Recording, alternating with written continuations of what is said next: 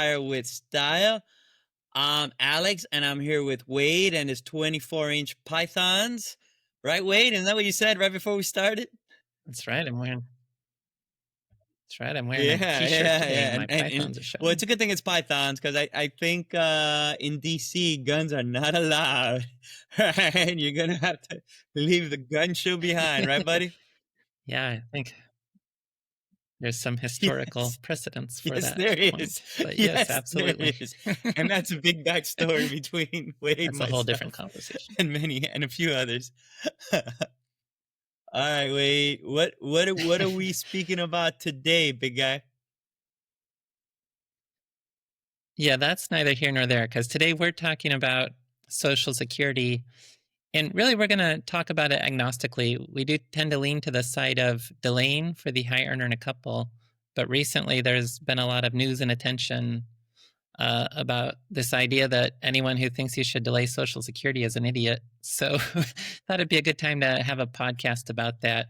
We'll make the case for why delaying Social Security is important, but then we'll look at the RISA, the Retirement Income Style Awareness, and we'll talk about the factors that would align with someone perhaps claiming early, and that's ultimately justifiable as well if that's your preferences. And then we'll also go through a list of reasons why someone might claim early. Some of them are valid, some of them more questionable. But yeah, we'll really try to provide a complete look at the Social Security claiming decision. Full retirement age now is about 67. You can claim as early as 62. You can delay till 70. You get pretty powerful delay credits for waiting. And so the whole question is, should I claim at 62 and start benefits as soon as possible? Or should I delay Social Security to get the most inflation-adjusted, protected lifetime reliable income Well, wait then. from this benefit? Okay. And that's So really what we let's want to kick it dive off into. with what is the case for delaying? And again, we're gonna do full circle, so we're not gonna do point by point. We're gonna cover the case for delaying, and we'll do some reasons for claiming early. And we may kick around some of the people that are always saying this is the right way and that's that. Uh, Wade, case for delaying Mhm. early. State your argument. Go. Okay, so Social Security benefits, they're an annuity. They provide protected lifetime income. That's inflation adjusted. It's linked to a version of the Consumer Price Index, which you cannot buy commercial annuities that provide you that CPI, Consumer Price Index linked benefit. So Social Security benefits, they manage longevity risk. They continue for your lifetime. They provide inflation protection. They can help to manage market risk. Also, what often gets overlooked in the debate for claiming early is the survivor benefit of Social Security. For the person, if we're talking about a couple, the high earner in the couple, the person with the higher primary insurance amount, their benefit will last for the joint lifetime of the two individuals. It either continues as a retirement benefit for that high earner if they live the longest, or if that person passes away, their benefit becomes a survivor benefit for that surviving spouse. And so you really increase the opportunity to have that benefit last a very long time for couples when we're talking about the high earner. Another thing that gets overlooked is this idea that if you're going to delay Social Security, so we'll kind of set up the simple example. Somebody's 62, they've retired. Do they claim at 62 or do they wait till 70? That's just to frame the argument. That's how we'll be thinking about things. If you are retired at 62 and you're going to delay till 70, you don't want to just spend from your investment portfolio in terms of having to take that bigger distribution rate for the first 8 years. But you can build a Social Security delay bridge. There's a number of different ways you could do that, including with like reverse mortgages and things. But the simplest way is you build an 8-year TIPS ladder. So you have a Treasury inflation protected security maturing each year for the next 8 years. You carve that out of the investment portfolio. And so that you have that income coming in at the age 70 benefit level. And then at age 70, your Social Security kicks in. And I've written extensively about this point in the Retirement Planning Guidebook. You can actually lower the distribution rate from your remaining investments by delaying Social Security and carving out of your portfolio a Social Security delay bridge. So it doesn't increase risk. It doesn't really cause any harm. You don't want to just simply spend from the investments. You build a Social Security delay bridge. And because of the delay credits, it's if you do wait till 70, your inflation adjusted lifetime spending power from Social Security is 77% higher. The delay credits were designed in 1983 when people weren't living as long, and we're assuming a 2.9% real interest rate, which is pretty attractive for retirees.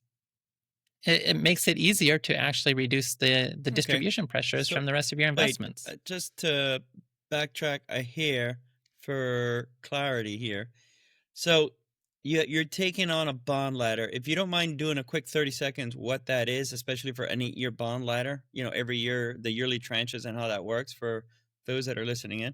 And then do you consider that bond ladder allocation part of your stock to bond allocation, or it's all obviously one pot, but do you mentally demarcate that from your stock to bond allocation? And what do you do over Mhm. time? Because as the bond ladder matures, you're kind of getting closer and closer to equity. So is that an indirect glide path kind of strategy as well? Yeah. Okay. Yeah. There's a lot to unpack there. Like you can go to tipsladder.com. It's a nice website that lets you see. The idea is you'd buy 8 different tips. And if that's too much work, there's other options for doing this as well. There's even like those LifeX funds out there, or just use a short term tips mutual fund potentially. But to None of really do these it the are precise recommendations, way, by the way, Wade. you'd I have buy to stop you tip. before Paula listens to this and has a conniption. None of these are recommendations, just tools that are Yeah, available. no recommendations there. Tools that are available, but you have a tips bond maturing each year for the next 8 years. You're spending the proceeds in terms of the face value at maturity, as well as any coupon payments coming in along the way. And you're doing that to replace the age 70 benefit for ages 62 through 69. So that you do spend that bond ladder down, you're not replenishing it. And yeah, in terms of what that does for the rest of the asset allocation, this is a natural way to get a rising equity glide path because you carve that out of your portfolio, but really it's still part of your bond allocation. Whatever the asset allocation is in your remaining portfolio, you're not necessarily adjusting that. And so that lets you, as you spend down the bond ladder, get back to whatever that asset allocation was in your portfolio. Now, you do have more risk capacity when you have 77% more reliable inflation adjusted lifetime income. So that can help people to invest the remainder more aggressively if they want to. Not necessary for the argument. It's just you've got your investment portfolio, you keep the asset allocation you want for it. You've carved out a bond ladder that you'll spend down over the next 8 years, and then Social Security kicks in to provide you that same inflation adjusted Now, spending power some for of the you may rest be of your asking, life. well, it's good to be the king if you can buy a bond ladder for 8 years and you just have that money. We'll get to reasons why you may not want to claim early later. This is assuming you have the resources, to be able to bridge income, obviously. Just yeah, Right. FYI. Yeah, we can get that one out of the way. One reason you might have to claim early, if you don't have the resources to build a bond ladder, it would take all the investment assets you have. Then you may just have to claim early because you need that money to survive. It's not really an argument against delaying Living. Social Security. It's more you're really not funded for retirement. You can't fund the kind of Now, lifestyle you another really might have yeah, in no, mind. no, just yeah, But put it out there. Another thing that you said that caught my attention that I hope is catching everyone's attention is, at first you start I see a lot of people interpret Social Security like an oh by the way thing, especially if you're a high net worth person. But you said something that is interesting that I think bears unpacking in nominal terms as well. You said something about a 70% pop delaying versus not. What does that mean? And you always hear like it's about a $200,000 difference, in that range, if you will. More than 200,000, less than 300,000 on average of money that you're potentially leaving on the table. And I suppose that's where your 70% number came from. Or am I off? well, the 77% higher benefit. So the longer you live, the more benefit you get from delaying Social Security. But if you make it to your 90s, delaying Social Security could add a Yeah. few $100,000 of net lifetime benefits to your household. And not just you, but you if you're married. So you and your spouse, the with the high earner, that benefit lasts for Yeah. the joint I think lifetime of people the don't high earner. realize that once they actually do the numbers, that Sure, you may not need it. You may think of it even as a sort of a social program and not relevant to you. But the reality is that it's 100,000 here, 100,000 there. It starts to add up, right?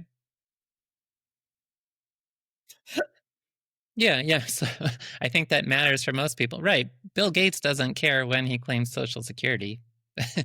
But for most people, a couple $100,000 could make a big difference over the lifetime financial plan. And in terms of what also you're able to leave to the next The other generation as piece part of that I legacy think is quite potentially. interesting, and this could it kind of the inverse of why not delay, of why maybe claiming early, but I don't think a lot of folks appreciate the higher income delaying.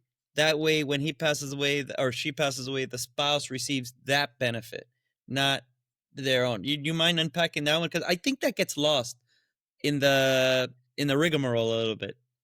Yeah. Yeah, it does get lost. So there's a high earner in the couple and there's a low earner in the couple, or unless they have exactly the same lifetime incomes. But each spouse has a primary insurance amount. The person with the lower primary insurance amount, it's a whole different conversation. That can be a reason to claim early because your benefit won't last as long. The high earner in the couple, their benefit will last for as long as one of those two people remains alive because it's either continues as the retirement benefit or it switches and becomes the survivor benefit. So if I wait till 70, I'm also providing a higher survivor benefit to my spouse. It's not just how long I will live, it's also how long would my widow in this scenario live. And that adds a lot of value from delaying Social Security that in all the arguments about claiming early, I never see references to the value of that Okay. survivor benefit. There's one more, but wait, there's more on the I will issue ask of the Social questions. Security delay, and that's No, no, no, no, I no, thought you no, were going to no, go to the no, next topic. So, no. Go on, go on. You but just wait, use your there's more. momentum. Continue. And I know it's the tax planning opportunities. If you're retired at 62 and you're delaying till 70, you now have an 8-year window where you may not have a lot of income. If you're overly allocated to IRAs or other tax deferred accounts, this can create a really valuable opportunity to do Roth conversions and to even potentially set up the situation where if you'd claimed at 62, you're probably going to find you're taxed on 85% of Social Security for the rest of your life. But if you wait till 70, not only will you have a higher benefit, but unless you're really high net worth, but if even with a couple $1,000,000, you might be able to do Roth conversions and set up a situation where you have a much higher benefit and you're not even being taxed on 85% of it.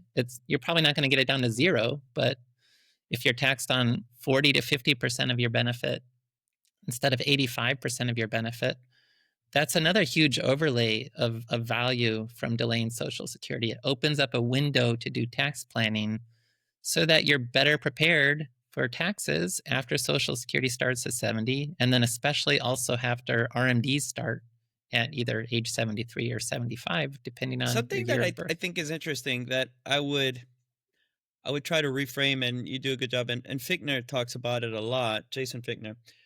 Uh, the framing of this, because I think when you talk about claiming Social Security and then delaying Social Security, it gives people the sense that the standard is just claiming early, you know.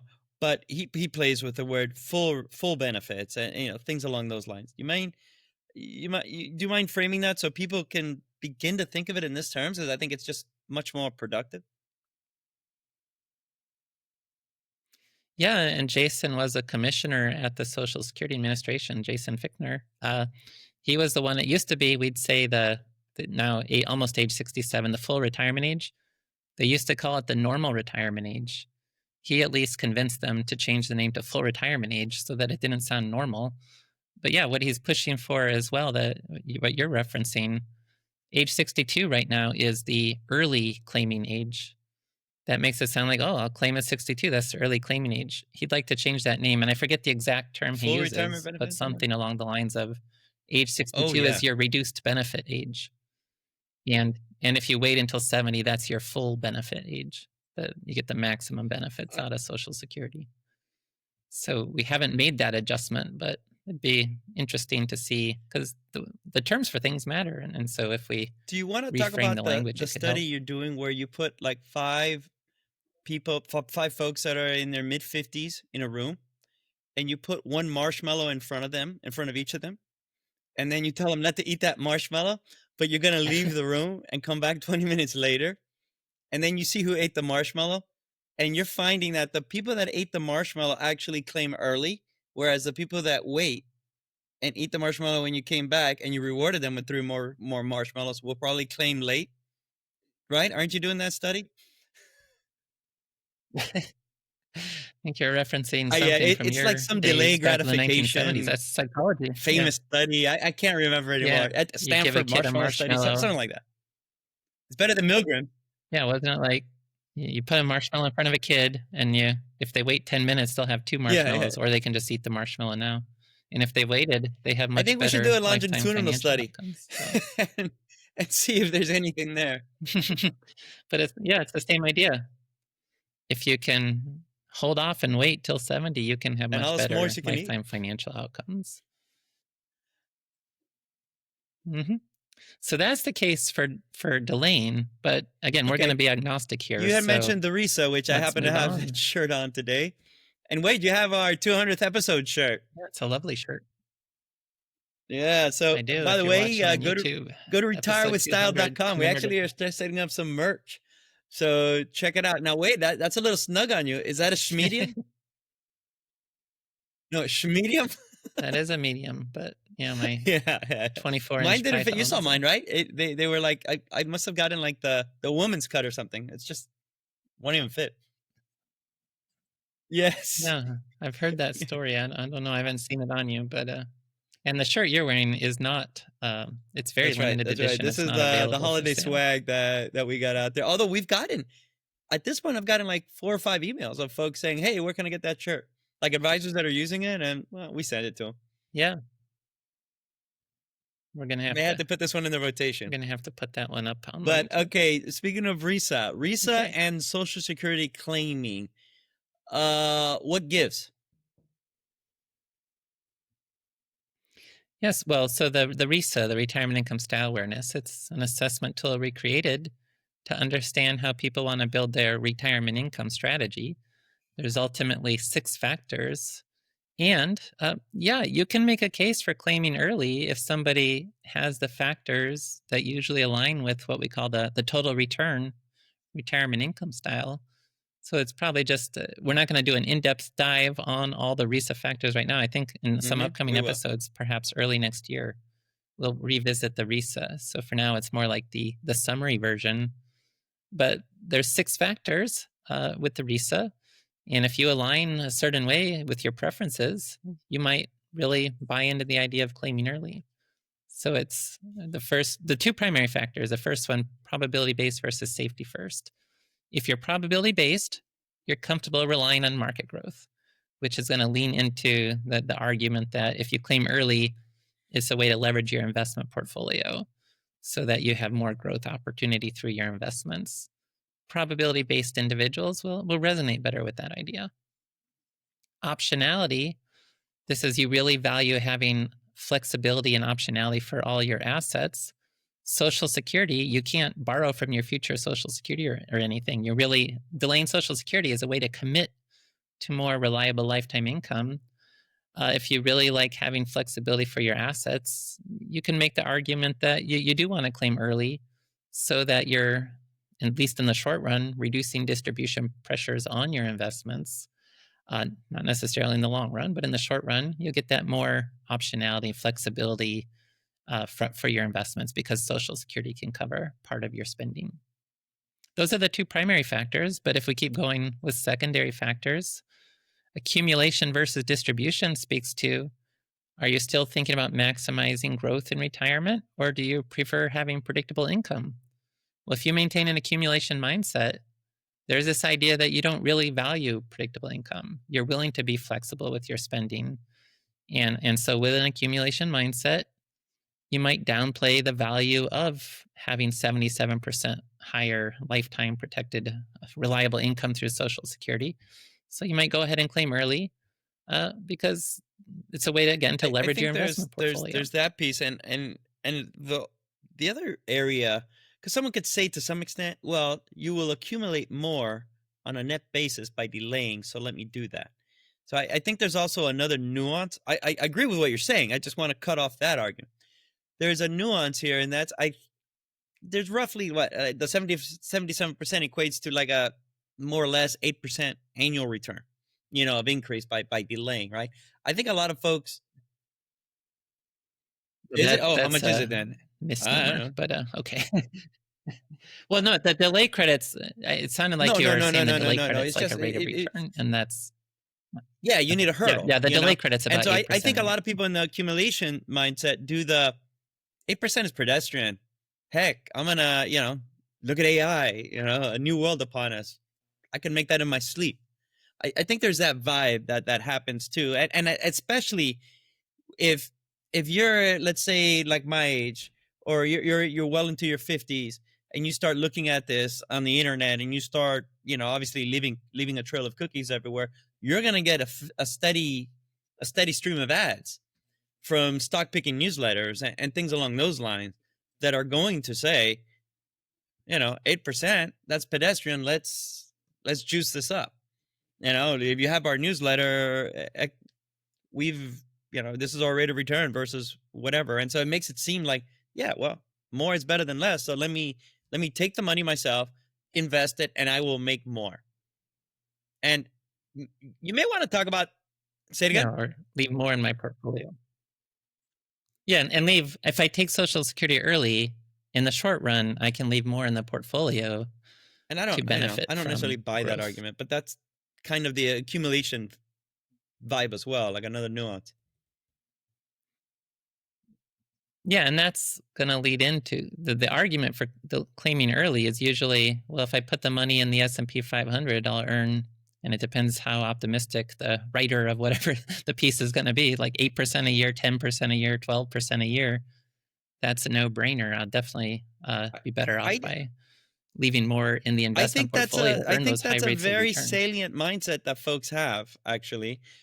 Case in point, the S&P has returned X amount over the last 3 or 4 years, significantly in excess of 8%. And those people would be now saying, look at these idiots talking about theory when in reality, look what I've done. You guys don't know what you're talking about. That kind of thing. And that's a slippery slope, because Yeah, I'll just do my little soapbox real quick. That going back to that Annie Duke book, Thinking in Bets. Listen, uh, you'd put yourself in the right situation if you continually make decisions that are the right ones. But making the right decisions doesn't necessarily guarantee success. It's just making the right decisions in terms of taking all the information out there and putting the odds in your favor. Doing that over time will ultimately provide the better outcome. That's not to say you can't be lucky, or you just started, you delayed, and the S&P has returned 20% for the last 4 years. I mean, sure, you did well, but it's a lot of luck went behind that, and I don't know. I don't want to base my retirement strategy on that. yeah, and also, are retirees really It's true. 100% stocks? Like Good all point. those arguments, it's like I'm going to compare Social Security against 100% in the stock market. Uh, if that's not the correct scenario, if somebody's not going to be 100% in the stock market, well, Social Security delay is not going to beat bond returns for sure. It's really this argument that you have to invest very aggressively to get a high enough rate of return to beat Social Security. It's just if you have that accumulation mindset and that probability based outlook, I think it resonates better with for people that I don't need this reliable income. Yeah, I want to invest. I want growth. Claiming early will give me a and better that's fine. opportunity to get that growth. Okay, and then what about we got Yeah, liquidity, yeah, right? we're What do you have there? yeah, yeah. Another factor in all this is this idea of technical liquidity that you value being able to touch your assets or to use to. It's like Scrooge McDuck jumping into his pot of gold coins. Social Security doesn't have technical liquidity, but a brokerage account does. And so again, in the short run, if I claim early, I maintain more technical liquidity for the household because I leave more in the short run in my Are you going to see investment a Christmas portfolio. tale this year? Christmas Carol, No, yay. yeah, Christmas Carol. That's right. Oh, Our Father Time, the ghost of DuckTales. Christmas past talking to me. But No. yeah, and the front loading is another consideration. That's if I have a front loading preference, I want to maximize my lifestyle in early retirement. I'm not as worried about, like, if I live into my 90s, I'll just cut spending then because it's unlikely I'll live that long. Might as well fully enjoy those early retirement years. And so I think claiming early can feed into that. Like, just this idea, why would I delay Social Security? I may not even be alive to benefit from it. Let's go ahead and claim early and get the most enjoyment out Now, of the early I retirement would years. say, I guess this could be a transition for reasons for claiming early. But if you do have a chronic illness and you know you may not be around, I hate to sound morbid, but you may not be around longer than most, then that's a Yep. rational case And you generally, for claiming early, wouldn't you say? yeah, you generally have to live to your around age 80 or your early 80s to, like, mathematically benefit from delaying Social Security. If you have a legitimate medical, and it's not just a hunch, a lot of people just think they're not going to live very long, and that's really not true. If there's a medical diagnosis that you're unlikely to make it to 80, then I have no problem. I mean, that's a legitimate reason to claim earlier. Just don't forget, if you're the high earner, the survivor benefit, your widow might live another 30 years. If you claim early because you don't think you're going to make it that long, you may really be That, creating a that, much worse situation for your surviving that's a spouse good point I and didn't other say. dependent benefits too. You may not be living a long time, but if you were the high earner, your spouse can benefit from it. So You're delay. yeah. So if you're single and have a legitimate medical diagnosis that you're unlikely to make it to 80, I don't have a problem with claiming early in that case. It can't be a hunch though. It's got to be a legitimate. It's not, oh, my parents didn't live long I because got they this squeaky smoked and shoulder, I don't Wade. What do you smoke, but think? I still. Uh, Well, there you go. yeah. It's got to Well, be a and legitimate plus, medical there's so many diagnosis. peptides now. I'm kidding. Uh, one of the things that led to this episode is, we're trying to boost our YouTube channel and really put some effort into it in the upcoming year, 2026. And we're starting looking at some sites, and there was a video that got me that was about why you don't want to claim early, why you don't want to claim late, you don't want to delay, you want to claim. Well, you see, I'm even using the wrong words. Why you don't want to wait till full retirement? You want to claim early, right, at a reduced rate. And one of the arguments they made, and I want to get your hot take on this, is, listen, in theory, economists will tell you to delay. It sounds good, but in real life, that's not how it works. This guy's trying to be the advisor, and he's throwing shade at, like, the academics or the folks that do research behind it. And the argument is basically, we live in, like, la la land. We don't know what's going on. We're just, like, looking at numbers but on a spreadsheet, but not how it works in real life, right? What's your take on that stupidity? You just got my answer, but what's your take on that? Well, I mean, Yeah, they're making the exactly. point, like the ivory tower. Anyone, yeah, you can say whatever you want from the ivory tower, Yeah, in but the in the trenches. trenches, Yeah, you got to deal with real life. these guys fought at Verdun and I don't stuff. know.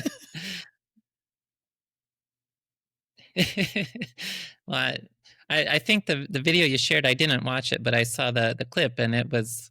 I have a similar chart in my book, although he framed it a little differently. But yeah, if you delay, you're going to fall behind for a while because you're going to spend down your delay bridge. If you wait till 70 and you die at 70, that's the year you'll be the furthest behind. Your kids are going to get a pretty big inheritance if you die at 70 because you end up not spending your money. But had you claimed at 62, you would have left a larger inheritance at age 70 than if you claim at 70. Now that's where, and I guess he really was emphasizing, well, what if you die at 70? Your kids are going to get less money. But that's where the direction changes. And then if you live past about 80, your kids are going to get a larger inheritance. And if you live to be 90, they're going to get a much larger inheritance. And they're not going to have a reverse inheritance where they have to take care of you because by delaying till 70, you're creating that much stronger floor of reliable income that lasts for the rest of your life.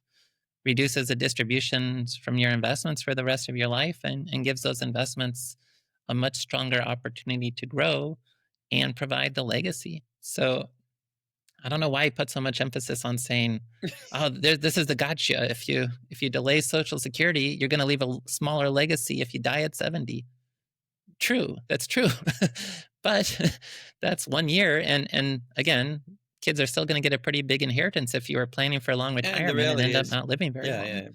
It's really the longevity protection, and you're permanently better off after age 70, and after about age 80, it's net positive gains to your Math isn't mathing. beneficiaries.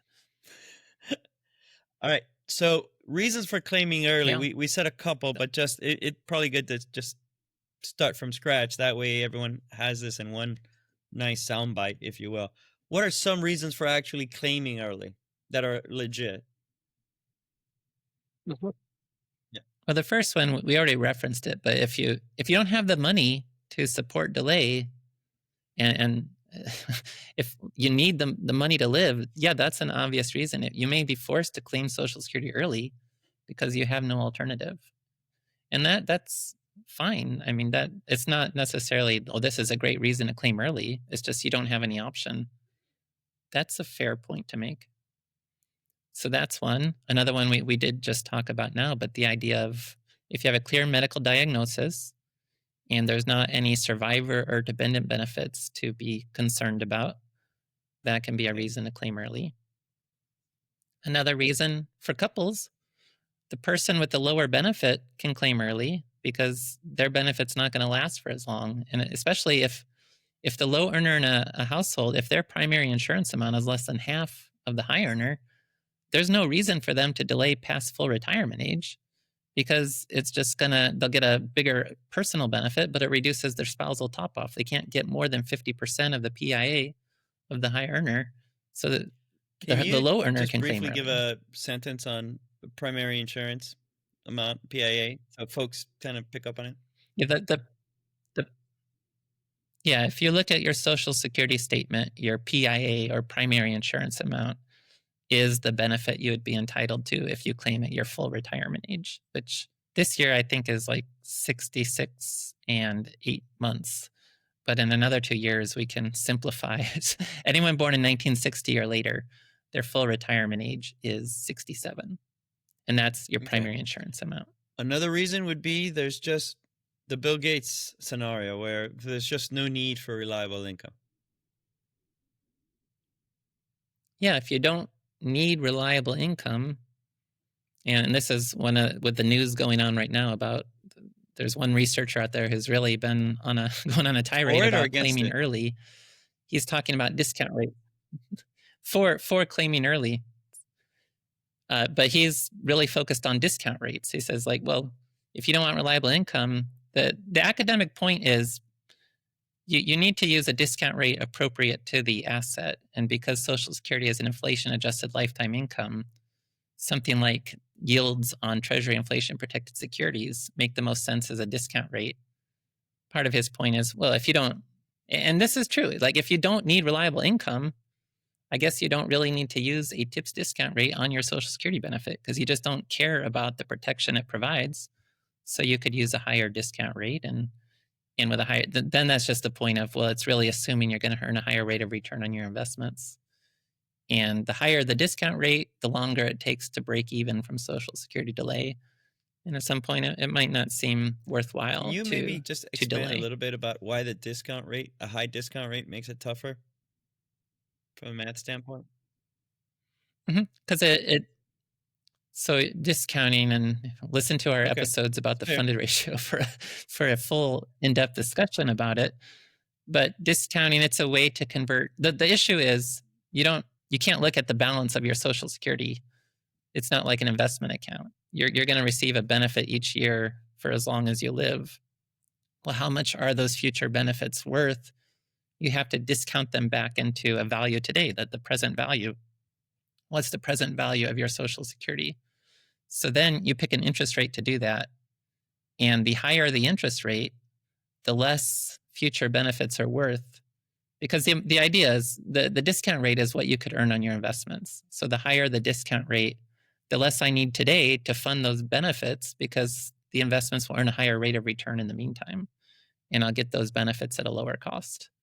So if I use a high discount rate, it's going to make it harder. It takes longer to break even from delaying Social Security because those future benefits are not worth as much to me.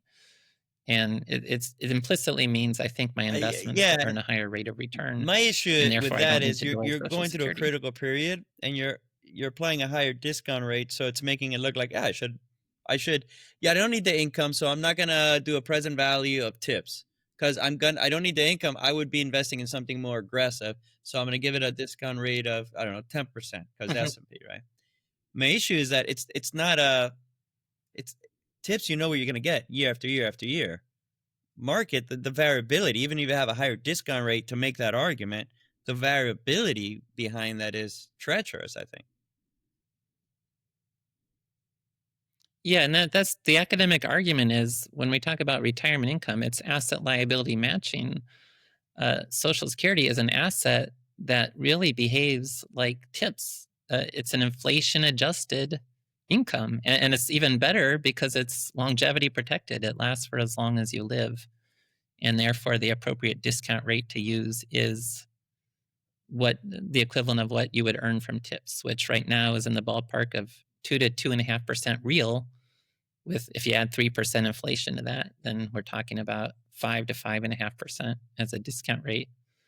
But the argument for claiming early is, well, who cares if the person doesn't want reliable income? They should really use a higher discount rate that reflects what their investment portfolio would earn. But a broader problem with that, though, is like you can't. This is the whole thing about you can't That's my assume an issue. average This rate is of this is my return. Like issue just with that because the argument. It's stock like, come on, market, man. They know it. They know it. They know this though, and they're yeah, holding back it's that part of the argument. They know it. It's like, come on, man. yeah. Do they when they run a plan for their client, do they target a 50% success rate, or do they target a 80 or 90% success rate? Because if you're going to use an expected return on your portfolio as a discount rate, that's equivalent to targeting a 50% success rate for your financial plan. And I don't think people tend. I don't. There may be some advisors who do And that, way to but saying I 50%, think because half the time you'll a get that, half the 50% time you won't. success rate That is kind of not thing in rough assumptions. right. Right. So I really struggle with why there's so much emphasis now on this idea of discounting Social Security at No, what you assume especially your when you're investment comparing portfolio will it earn. when you want to Because again, change it from corresponds to tips is year after year after year. This is what you're getting, as opposed to maybe you get 10%, maybe you don't. But I'm going to discount it at 10% anyways because whatever. I'm a stock picking genius. well, and if it's discretionary and you are just focused on maximizing returns and you don't need reliable income, you can justify using a higher discount rate. But again, if you're just using the assumed portfolio return average, that corresponds to a 50% success rate in a financial plan. And I'd be hard pressed to find financial advisors who are also saying, oh, let's just target a 50% success rate and you'll be fine. Now, you can do that if you're flexible enough. It means you're going to have to keep adjusting It's back to the spending, and RISA that's factor. fine. And that's back to the accumulation. Yeah, the accumulation RISA factor. But maybe that's going to be the next direction is, oh, let's claim early and target 50% success rates in our financial plans. You can make an argument for doing that. It's just you need a lot of Did you flexibility just crack a joke? to justify that kind of case. I don't know. I was just trying to take the argument to its All logical right. extension. Comfortable leveraging portfolio for higher returns.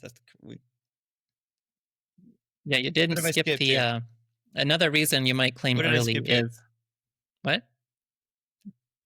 The I thought you ephemeral dependent were. benefits. I don't know. You got into your Shakespearean sort of channeling your inner tempest, ephemeral, Right. or Midsummer Night's But Dream, no, right? Which the is the one with the yeah, if you have like like the fairy character. Midsummer Night's Dream. But go on. oh yeah, the horse or uh, no, if you have minor children and who are going to reach the age of depending where the benefit cuts off for them, but if they're going to age out of their dependent benefits, you can make a case for claiming early to get those benefits that otherwise would be left on the table. You could claim at 62, get those benefits, the child ages out, and then you can suspend your benefit at full retirement age and get some delay credits after that. That could be an option. You definitely should run those cases through software because it gets really complicated, and you don't want to forget about survivor benefits. But yeah, the chance to get those dependent benefits could be another reason. The two other reasons for claiming early, one of them is related to this whole conversation about you assume you're going to get a higher investment return, but that's the whole idea of break-even age analysis. Like, how long do I need to live to benefit from delay? And with what I think are reasonable discount rates, you need to live to your early 80s to benefit from delay. If you buy into the argument of using a much higher discount rate, you might never break even. So the concern I have, I think you really should frame Social Security as insurance against outliving your assets. And the break-even analysis, the psychology of that is usually people start thinking, well, what if I end up dying early and get ripped off from Social Security? And so they almost, it's like they view Social Security delay again as a bet that they'll get screwed because they didn't live long enough to benefit from Social Security delay. So I'd rather not frame it as break-even analysis, but so that's Puck, the idea. And I had to look at it. Puck is who I was thinking of. The ephemeral. When you were, okay, and I looked it up, I didn't remember. An argument that I think is a little bit of a fool's errand, simply because it's in the news and this and that. But it's going to disappear, so I'm going to get while the getting's good.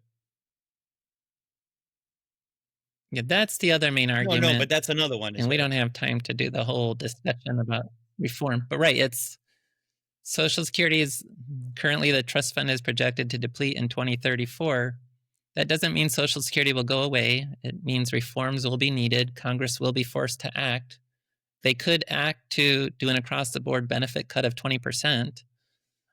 Social Security won't disappear, and probably when they do get to reform, just like in the past, it's going to be some combination of benefit reductions, tax increases, but that the benefit reductions will impact younger people more than people who are currently at Social Security claiming age. Just like in 1983, that's when the full retirement age switched from 65 to 67. But you were 23 years old at the time. If you were going to be the first people to be impacted by age 67 were 23 years old when the reform happened. I think that's what I would expect to see eventually. I think there's plenty of room for wiggle room, like, increase the ceiling on the payroll tax limit. Yeah, that can be done too. Maybe a little bit the years, but ultimately, as you said, look, when we did a whole series on Social Security like this, it was always intended to be a pay-as-you-go system anyways, and the trust was established, if I'm correct. Wasn't it Greenspan in like 82, 83? Because of the expected baby boom coming, which is hitting right now. And to some extent, the trust fund was really not for people like me, but Peak for 65. the baby boom was right now. And so to some extent, kind of worked, right? Well, they try to get Social Security into a 75-year balance. And from 1983, if it makes it till 2034, they got more than 50 years of the way there. But it's still just the demographics. People are living longer. There's the baby boomer generation, the peak 65 right now. And then fertility rates are down, so people are having fewer kids. So there's less workers to pay for beneficiaries. And here's a hot take, and there's no, it's a little bit out of your comfort zone because it's not asking you for data, just your opinion here. On a level from 1 to 10, how worried are you that, oh my God, it's going away, and so I better claim early because of that? No, I'm not really worried about that at all. I do it for my own personal planning. I assume I'll get 75% of my presently legislated benefit, but I'm also quite a bit. I just think it makes better headlines than financial planning. Yeah, it's not that Social Security disappears this is a simple argument that hopefully all our listeners already understand. The trust fund depletion does not mean the end of Social Security. Worst case scenario, it means an across-the-board benefit cut in the neighborhood of 20%. But that's also unlikely because there'll be some reform package that does a mix of things. That's all I got, Wade. All right.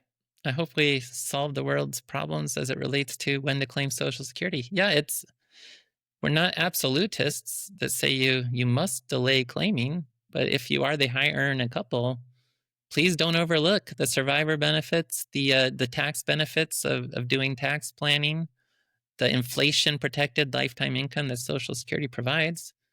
If you do have the RISA preferences that lean towards wanting to claim early, at the end of the day, it's up to you, and uh, you're not wrong to do that. It's just be careful that you don't overlook it's harder for your investments to beat the benefits of delaying Social Security than is commonly Yeah, appreciated, I, I I, guess, is I all would I view want it to say as at the the end. big rocks argument, right? Like, put that little video clip on YouTube that became famous, like big rocks first.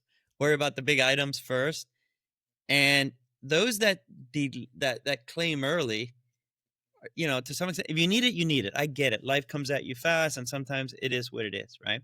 But if you don't need it, this is a big rock. This isn't an oh by the way triviality. It's a couple $100,000, and as much as I Yeah. want to make sure people understand that, because a lot of these people that will claim early are the same people that will forget about that, but then go to the store, buy an extra gallon of milk, drive 10 miles one way, and then go back and return it because they don't want to lose the $3 on the gallon of milk, kind of thing. It's like, worry about the big rocks, and the big rocks is getting the Social Security right. It is a big deal in my estimation. hmm and it does matter how long you and your spouse lives, and if both of you don't live very long, your kids would get a bigger legacy if you claimed early. But it's really that you can't put too much focus on that. The risk is you live a long time and don't have the resources to fund that. And that's where you can have hundreds of thousands of dollars more through delaying Social And there it Security. is. Thank you, everyone, on this episode of Retire All with right. Style. Wade, why don't you take us away? All right. Thanks, everyone. And we'll catch you next time on Retire with Style.